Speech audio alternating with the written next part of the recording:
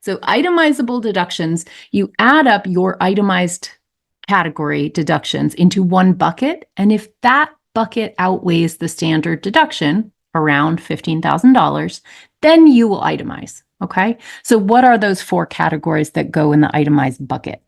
They are charitable contributions, ding, ding, ding, plus medical expenses once they exceed 7.5% of your adjusted gross income.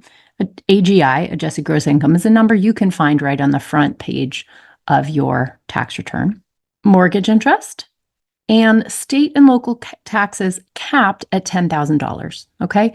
Those four things are called itemized deductions. All right. So when you add up your mortgage interest, your medical cost, your charitable contributions, and your state and local taxes, if that amount exceeds roughly $15,000 if you file single, or roughly $30,000 if you file jointly, then you are in that 10-ish% of taxpayers who itemizes. I want to just give you kind of a baseline and say, if you're listening to this podcast, you probably don't itemize. You might, but the odds are that you don't. So it tends to be a pretty well-heeled taxpayer who is itemizing.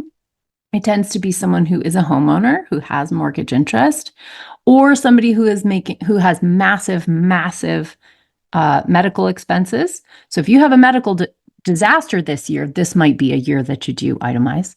And of course, if you are giving charitable donations that are so large, like, $3 million to the Metropolitan Opera, then of course you're going to itemize, because that's going to way outshoot the standard deduction. All right. But for most of us, our charitable contributions go in this bucket, and that bucket is never big enough to outweigh the standard deduction, so we don't take it. Okay.